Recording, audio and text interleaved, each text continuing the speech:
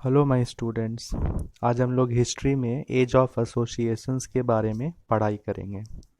History में जो syllabus है जिसमें 1857 के रिवोल्ट के बारे में मैंने बताया था, उसके नेचर और कैरेक्टरिस्टिक्स के बारे में बताया था, और क्वींस प्रोक्लेमेशन के बारे में बताया था। और मैंने इसके इस चैप्टर से रिलेटेड जो वीडियो था पहले, मैंने उसमें attitude of Bengali intellectuals towards the great revolt of 1857, इन सब के बारे में मैंने डिस्कस किया था। आज हम लोग, जैसा कि मैंने शुरू में ही बताया, कि एज ऑफ एसोसिएशंस के बारे में पढ़ेंगे। तो जो second half of the 19th century है, 19th सेंचुरी कहने का मतलब 1800 जो स्टार्ट हुआ वो 19th सेंचुरी स्टार्ट हो गया। 1800 से लेकर के 1899 तक ये पूरा 19th सेंचुरी है। जैसे ही 2000, जैसे ही 1900 हो गया, 1899, 1899 के बाद जैसे ही 1900 हुआ, 1901 हुआ, वो 20th सेंचुरी हुआ। अब ये 2000 जैसे ही कंप्लीट हुआ, 1900 से लेकर के 1999 हुआ कंप्लीट, 2000 जैसे स्टार्ट हुआ, तो ये 21st सेंचुरी हो गया। तो अभी हम लोग 21st सेंचुरी में हैं। अब ये 2020 चल रहा है। जब ये 2099 होगा, तो 2099 होगा, तब 21st सेंचुरी ख़त्म होगा और उसके बाद 22nd सेंचुरी स्टार्ट होगा। तो मैं ये बता रहा था कि जब 1800 स्टार्ट हुआ, उसका उसका सेकेंड हाफ मतलब 1850 के बाद से 18 उसके पहले भी कुछ कुछ एसोसिएशंस बने थे जो ब्रिटिशर्स के खिलाफ और जो भी बातें सही नहीं थी उसके खिलाफ लिखते थे, बोलते थे। और लेकिन second half of the 19th century के बाद बहुत सारे ऑर्गेनाइजेशंस बनना चालू हुए। इसीलिए second half of the 19th century को एज ऑफ एसोसिएशंस कहा जाता है। और इस चैप्टर में हम लोग उसमें से बहुत सारे एसोसिएशंस बने हैं second half of the 19th century में, मतलब 1850 के बाद से। उनमें से हम लोग कुछ कुछ जो इम्पोर्टेंट हैं उनके बारे में पढ़ेंगे। तो मैंने कुछ यहाँ पर नोट्स प्रिपेयर किए हैं, आप लोग देख रहे हैं, देख पा रहे हैं? मैं इसकी इमेज भी आपको सेंड करूँगा ताकि आपको पढ़ने में भी आसानी हो और आपको चैप्टर जल्दी से समझ में आ जाए। तो मैं रीड कर रहा हूँ जो मैंने बनाया है नोट्स, और उसे एक्सप्लेन भी करूँगा। तो मैं स्टार्ट करता हूँ। Between 1828 to 1830 various organisations were formed. 1828 से 1830 में बहुत सारे ऑर्गेनाइजेशंस बने, लेकिन second half of the 19th century में उसे एज ऑफ एसोसिएशंस कहते हैं, क्योंकि उस टाइम बहुत ज़्यादा बने थे। क्यों कहते हैं, मैंने उसके रीजंस दिए हैं। Large number of political organisations emerged. इस टाइम में second half of 19th century में 1850 के बाद से बहुत सारे पॉलिटिकल ऑर्गेनाइजेशन सामने आए, फॉर्मेशन हुआ उनका। Number two reason, developed political consciousness. इन जो पॉलिटिकल ऑर्गेनाइजेशंस का फॉर्मेशन हुआ, इन्होंने इन ऑर्गेनाइजेशंस ने लोगों के अंदर पॉलिटिक्स से रिलेटेड जो चेतना थी उसको जगाई। लोगों को ये बात समझ में आई कि अगर हमें ब्रिटिश को इस देश से निकालना है तो पॉलिटिक्स में इंटरेस्ट दिखाना पड़ेगा। सिर्फ किसी के खिलाफ बातें करके आपस में उसका सलूशन नहीं होता है, हमें उसमें जुड़ना पड़ेगा। तीसरी बात, India entered into the arena of modern politics. और इन पॉलिटिकल ऑर्गेनाइजेशंस के वजह से इंडिया जो है मॉडर्न पॉलिटिक्स के, जो आधुनिक राजनीति है, उसके फील्ड में सामने आया। इसलिए second half of 19th century को एज ऑफ एसोसिएशन कहा जाता है। ईस्ट इंडिया एसोसिएशन, जिसका की फॉर्मेशन लंदन में हुआ था, 1866 में हुआ था। दादा भाई नौरोजी ने किया था, उनके साथ के आर कामा भी थे इसके फाउंडेशन में। और इसके ब्रांच बॉम्बे में ओपन हुआ 1871 में, लगभग 5 साल के अंदर। तो ईस्ट इंडिया एसोसिएशन का फॉर्मेशन कहाँ पर हुआ था? लंदन में हुआ था, इंडिया में नहीं हुआ था। उसकी ब्रांच बॉम्बे में सेटअप हुई थी 1871 में। किसने किया था? दादा भाई नौरोजी एंड के आर कामा ने किया था। बॉम्बे प्रेसिडेंसी एसोसिएशन, इसका फॉर्मेशन 1885 में हुआ, जिस ईयर में इंडियन नेशनल कांग्रेस का भी फॉर्मेशन हुआ था। इसके फाउंडर कौन थे? फिरोज शाह मेहता, बदरुद्दीन तैयब जी एंड काशीनाथ त्रिंबक, ये तीन जो मेंबर्स थे इसके फाउंडर थे। सीक्रेट समिति, ये कहाँ फॉर्मेशन हुआ था? मिदनापुर में हुआ था 1886 में, जिस ईयर में the Bombay presidency association formation हुआ 1885 में, और इसी ईयर में इंडियन नेशनल कांग्रेस का भी फॉर्मेशन हुआ 1885 में। उसके एक साल के बाद सीक्रेट समिति मिदनापुर में फॉर्मेशन हुई। इसको किसने फॉर्मेशन किया? कौन था इसका फाउंडर? राजनारायण बासु, ये राजनारायण बोस भी कह देते हैं। अब जो बुक में आपके हैं, ये सब जितना मैंने बताया बुक में रेयरली कहीं देखने मिलेगा या नहीं मिलेगा, लेकिन क्वेश्चंस आते हैं इससे हिस्ट्री से, इसलिए मैंने यहाँ पर नोट्स में मेंशन किया है। हम लोग बंगो भाषा प्रकाशिका सभा के बारे में पढ़ाई करेंगे। अब जो बंगो भाषा प्रकाशिका सभा है, इसका फॉर्मेशन हुआ था 1836 में, और इसके जो फाउंडर थे वो थे कालीनाथ रे, प्रसन्न कुमार टैगोर, द्वारकानाथ टैगोर। तो प्रसन्न कुमार टैगोर द्वारकानाथ टैगोर फैमिली से हैं, और कालीनाथ रे, ये तीन मिलके बंगो भाषा प्रकाशिका सभा का फॉर्मेशन किए थे। और ये फर्स्ट पॉलिटिकल एसोसिएशन कहा जाता है, फर्स्ट पॉलिटिकल एसोसिएशन। इसका एम क्या था? To oppose the imposition of taxes on non taxable land, वैसे लैंड जो नॉन टैक्सेबल हैं, जिन पर टैक्स नहीं लगना चाहिए, उसके ऊपर भी ब्रिटिश ने क्या किया था? टैक्स इम्पोज कर दिया था, टैक्स लगा दिया था। उसको अपोज करना कि आप क्यों लगाए हैं टैक्स, इस तरह की बातों को लेकर ब्रिटिश के सामने रखना। दूसरा ऑब्जेक्टिव था, एम था, टू क्रिएट पॉलिटिकल कंससनेस इन बंगाल में। ये जो सभा है बंगो भाषा प्रकाशिका सभा, नाम से ही लग रहा है, तो ये बंगाल में हुआ था फॉर्मेशन। तो बंगाल के लोगों के अंदर राजनीति में पॉलिटिकल कंससनेस, यानी राजनीति में इंटरेस्ट बढ़ाना, उन्हें अवेकन करना, जागरूक करना। तीसरी बात, इसका ऑब्जेक्टिव था to discuss religious, political, philosophical matters. और इस सभा के अंदर धर्म से जुड़ी, राजनीति से जुड़ी, फिलोसफी से जुड़ी, मतलब दार्शनिकता से जुड़ी बातों पर डिस्कशंस होता था। लेकिन ये जो बंगो भाषा प्रकाशिका सभा है, ये फेल हो गई। क्यों फेल हो गई? क्योंकि इसके जो मेंबर्स थे उसमें उन लोगों में यूनिटी नहीं थी, एकता नहीं थी, सभी के ओपिनियन, सभी के थॉट्स अलग अलग थे, इसलिए ये सभा फेल हो गई। फिर 1837 में बंगो भाषा प्रकाशिका सभा जिस ईयर में फॉर्मेशन हुआ, 1836 में फॉर्मेशन हुआ, उसके ठीक एक साल के बाद 1837 में लैंड होल्डर सोसाइटी का फॉर्मेशन हुआ, जमींदारी एसोसिएशन का। ठीक है, तो एक्चुअली में ये शुरुआत में इसका नाम जमींदारी एसोसिएशन ही था, मतलब जितने भी जमींदार हैं उनका एक यूनियन, उनका एक एसोसिएशन, जिसे कि हम क्या कहेंगे? जमींदारी एसोसिएशन कहेंगे। तो 1837 में इसका फॉर्मेशन हुआ, लेकिन 1838 से इसका नाम लैंड होल्डर्स सोसाइटी हो गया। लैंड होल्डर्स मतलब वही जमींदार। तो इसका फॉर्मेशन कलकत्ता में हुआ था, और ये जो ऑर्गेनाइजेशन है जमींदारी एसोसिएशन, जिसका कि नाम 1838 में लैंड होल्डर सोसाइटी हो गया, ये फर्स्ट ऑर्गेनाइज्ड एसोसिएशन है विद अ पॉलिटिकल आउटलुक। बंगो भाषा प्रकाशिका सभा फर्स्ट पॉलिटिकल ऑर्गेनाइजेशन है, लेकिन ऑर्गेनाइज नहीं था, उसका कोई पॉलिटिकल आउटलुक नहीं था।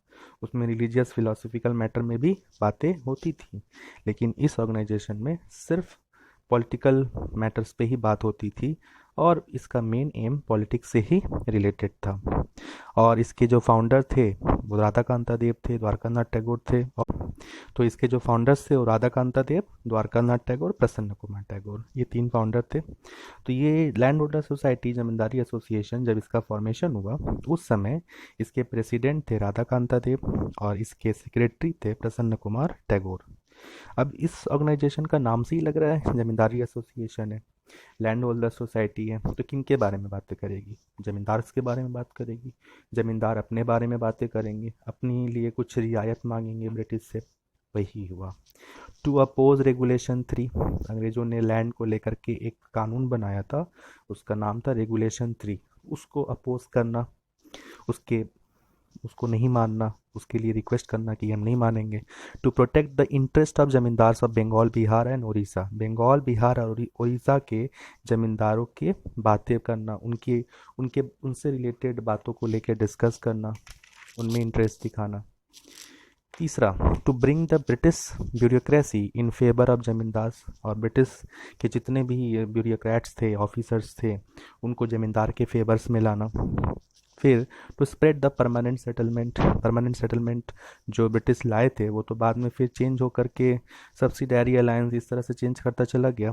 ये सब ज़मीन से जुड़ी कुछ एक्ट थे, तो वो चाहते थे कि परमानेंट सेटलमेंट ही हर जगह हो, एक ही तरह का कानून हो, एक ही तरह का टैक्स हो। ऐसा नहीं कि किसी साल आप बढ़ा दे रहे हैं, किसी साल घटा दे रहे हैं, घटता तो था ही नहीं। मतलब परमानेंट सेटलमेंट टाइप का, परमानेंटली किसी को कहीं का ज़मींदार बना दिए और परमानेंट एक रेट ऑफ टैक्स डिसाइड कर लिए।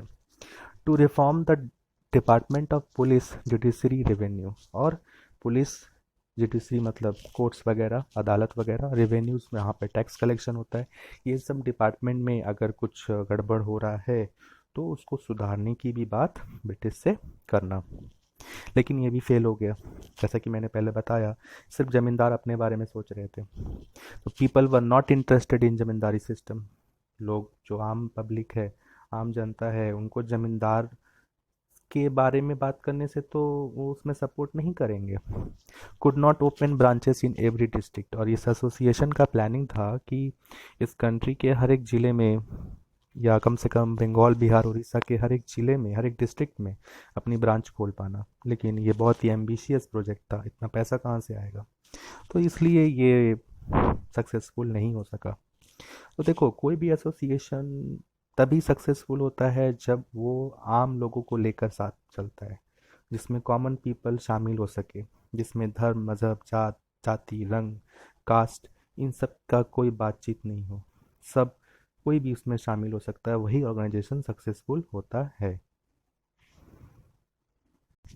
ब्रिटिश इंडिया सोसाइटी, जिसका कि फॉर्मेशन लंदन में हुआ 1839 में, इसका फॉर्मेशन विलियम एडम ने किया था। अब आप लोग कंफ्यूज मत होइएगा, इसके पहले जो मैंने बताया था वो ईस्ट इंडिया एसोसिएशन था, जो कि लंदन में फॉर्मेशन हुआ था 1866 में, और ये ब्रिटिश इंडिया सोसाइटी है जिसका कि फॉर्मेशन लंदन में हुआ था 1839 में, 1839 में, काफ़ी पहले हुआ था, जिसका फॉर्मेशन विलियम एडम ने किया था।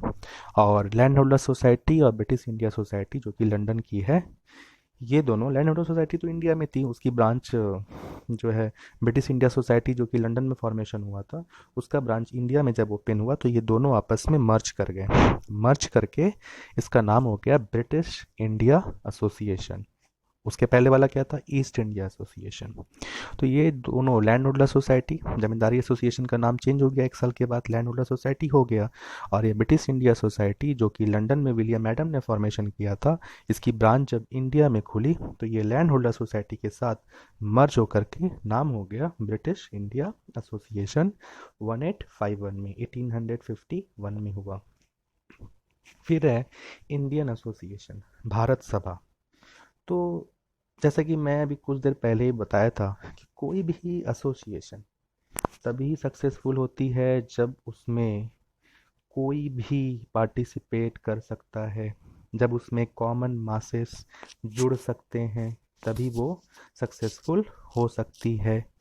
तो इस तरह का पॉलिटिकल ऑर्गेनाइजेशन था इंडियन एसोसिएशन, जिसे कि भारत सभा भी कहते हैं। इसका फॉर्मेशन 26 जुलाई 1876 में हुआ था, मतलब इंडियन नेशनल कांग्रेस का फॉर्मेशन हुआ 1885 में, और उससे लगभग 9 साल पहले 1876 में भारत सभा का फॉर्मेशन हुआ, इंडियन एसोसिएशन का फॉर्मेशन हुआ। तो ये वन ऑफ द नहीं कहेंगे, लार्जेस्ट पॉलिटिकल इंस्टीट्यूशन था in India pre Congress era. Congress आने के पहले इंडिया का सबसे बड़ा अगर पॉलिटिकल एसोसिएशन था, ऑर्गेनाइजेशन था, तो वो था भारत सभा, इंडियन एसोसिएशन। इसके जो फाउंडिंग मेंबर्स थे, सुरेंद्रनाथ बनर्जी, ये एल्बर्ट हॉल जो कि कॉफ़ी हाउस है कॉलेज स्ट्रीट में, वहाँ पर है, कोलकाता में ही है। कॉलेज स्ट्रीट जाओगे, कॉफ़ी हाउस के बारे में पूछोगे, वहीं पर है, कलकत्ता यूनिवर्सिटी के सामने ही है, आसपास में, उसके जस्ट सामने ही है, वहाँ पे एक पार्क है, वहीं पर है। तो वहीं पर सुरेंद्रनाथ बनर्जी ने बैठे, इसके बारे में डिसाइड किया और भारत सभा का फॉर्मेशन किया। इसके फर्स्ट प्रेसिडेंट थे कृष्ण मोहन बंदोपाध्याय। भारत सभा के, इंडियन एसोसिएशन के फर्स्ट प्रेसिडेंट थे कृष्ण मोहन बंदोपाध्याय। अब इसके एम्स के बारे में हम लोग पढ़ेंगे कि इसका एम क्या था। तो एम क्या हो सकता है, गेस करिए आप लोग। तो आइए एम्स के बारे में जानते हैं। इसका पहला एम था to unite people of all races, religion, community for political purpose. चाहे किसी भी मज़हब के लोग हो, किसी भी जाति के लोग हों, सभी को पॉलिटिकल पर्पस के लिए ऑर्गेनाइज करना, ताकि जब भी कुछ हो, जब भी कोई मूवमेंट हो, तो सब एक साथ जुट करके ब्रिटिश के खिलाफ आवाज़ उठाएं। दूसरा, तो develop strong public opinion through out the country. देश भर में ब्रिटिश के खिलाफ या पॉलिटिकल कोई भी ओपिनियन हो उसके खिलाफ सभी का एक ही सोच हो, एक ही डिसीजन हो कि हाँ यही करना है, ताकि तभी हम ब्रिटिश को जवाब दे सकेंगे मुंह तोड़। तीसरा, to involve people in the mass movement. लोगों का, जैसे कि मैंने पॉइंट नंबर 1 में भी समझाया, मास मूवमेंट होना चाहिए, सभी लोग इससे जुड़ने चाहिए, सभी लोगों को ऑर्गेनाइज करना, इन्वॉल्व करना। To unite Hindus and Muslims को यूनाइट करना, एक साथ करना। अब इसका role during the Ilbert bill क्या था? ये 1883-1884 में आया था। इस बिल में ये कहा गया था, उसके इस बिल के पहले कोई भी इंडियन जज किसी भी ब्रिटिश के केस का सुनवाई नहीं कर सकता। जैसे कोई ब्रिटिश पुलिस ऑफिसर या ब्रिटिश सिटीजन है, कोई भी जो इंडिया में रहता है, तो वो अगर कुछ क्रिमिनल ऑफेंस करते हैं, कोई क्राइम करते हैं, तो कोई इंडियन जज नहीं हो सकता उनके केस की सुनवाई करने के लिए। तो एक तरह का ये क्या है, रेशियल डिस्क्रिमिनेशन है, जातिवादी है। तो लॉर्ड रिपन ने ये बिल लाया था कि नहीं, इंडियन जज भी, जज तो जज होता है, इंडियन जज भी ब्रिटिश के केस का सुनवाई कर सकते हैं। तो जो ब्रिटिश रहने वाले थे ब्रिटेन में, उन्होंने इस बिल के खिलाफ प्रोटेस्ट किया, और इंडिया में भी जो ब्रिटिश थे इस बिल के खिलाफ प्रोटेस्ट किए। तो इलवर्ड बिल के टाइम में इंडियन एसोसिएशन ने इस बिल को सपोर्ट किया। ICS exam age 21 to 19, Indian civil service exam जो कि 21 ईयर्स में होता था, उसको रिड्यूस कर दिया कि 19 ईयर्स में होना चाहिए। 19 ईयर्स अगर जिसका एज है वो भी सिविल सर्विस का एग्ज़ाम दे सकता है, ताकि ज़्यादा से ज़्यादा इंडियन सिविल सर्विस में जुड़े। जब हम सिस्टम में जुड़ेंगे तभी तो सिस्टम को सुधार सकते हैं या सिस्टम में रह के कुछ कर सकते हैं। Thus it is called the four runner of the Indian national Congress 1885। तो इंडियन 1885 में जो कि इंडियन नेशनल कांग्रेस इसके 9 साल के बाद फॉर्मेशन हुआ था, उसका एक तरह से कह सकते हैं कि इंडियन एसोसिएशन उसका एक फाउंडेशन था, जो कि इंडियन नेशनल कांग्रेस के फाउंडेशन में काफ़ी हेल्प किया, उसको एक जरिया दिया, एक फाउंडेशन दिया। अब हम लोग हिंदू मेला के बारे में पढ़ेंगे। हिंदू मेला, इसको चैत्र मेला भी कहते हैं, क्योंकि ये अप्रैल के महीने में, हिंदी में अप्रैल को चैत्र कहा जाता है, चैत्र का मंथ कहा जाता है। तो अप्रैल के महीने में ऑर्गेनाइज होता था। 1867 से 1880 तक ये मेला ऑर्गेनाइज हुआ सही ढंग से। और इसके फाउंडर्स नवगोपाल मित्रा एस्टेब्लिश जातीय मेला इन 1867 में नवगोपाल मित्रा ने जातीय मेला ऑर्गेनाइज किया, लेकिन इसका नाम हिंदू मेला रख दिया गया लगभग 3 साल बाद, 1870 में, 3 साल के बाद। राजनारायण बोस को ग्रैंडफादर ऑफ इंडियन नेशनलिज्म कहा जाता है। मतलब इंडिया में जो नेशनलिज्म का जो फीलिंग है उसको बढ़ाने वाले, उसको शुरू करने वाले, उनको ग्रैंडफादर कहा जाता है। राजनारायण बोस या राजनारायण बासु भी कह सकते हैं इनका। अब हिंदू मेला का एम क्या था? बहुत एम है इसका। पहला, to re establish the dignity of the ancient Hindu religion. जो भारत की जो हिंदू रिलीजन है, हिंदू रिलीजन का जो पास्ट है, उसका जो डिग्निटी है, उसका जो गरिमा है, उसको फिर से एस्टेब्लिश करना, उसको फिर से लोगों के सामने लाना कि याद करो हम क्या थे और क्या हो गए हैं। दूसरी चीज़, to inspire people in the ideal of patriotism and freedom movement. लोगों को देशभक्ति के लिए और देश की आज़ादी के लिए क्या करना, इंस्पायर करना। तीसरी, to foster the spirit of self help. लोगों को सेल्फ हेल्प, अपना हेल्प खुद करना है, इस स्पिरिट को डेवलप करना है लोगों के अंदर। To build up Indian economy, और ये मेला ऑर्गेनाइज होगा तो जितने भी इंडियन गुड्स है वो सेल होंगे, तो इंडियन इकोनॉमी क्या होगा, फिर से खड़ा हो जाएगा। एनुअल सेशंस, और साल में एक बार ऑर्गेनाइज होता था अप्रैल के महीने में। Indian arts and crafts, Indian arts and craft या जो भी है इन मेड इन इंडिया आइटम्स ही उसमें डिस्प्ले किए जाते थे, बिकते थे। नेशनल लिटरेचर के बारे में बातें होती थी, नेशनल सॉन्ग वहाँ पे गाया जाता था। लेकिन इसका कुछ लिमिटेशन था। लिमिटेशन क्या था कि ये मेला सिर्फ साल में एक बार होता था, तो काफ़ी गैप हो जा रहा है।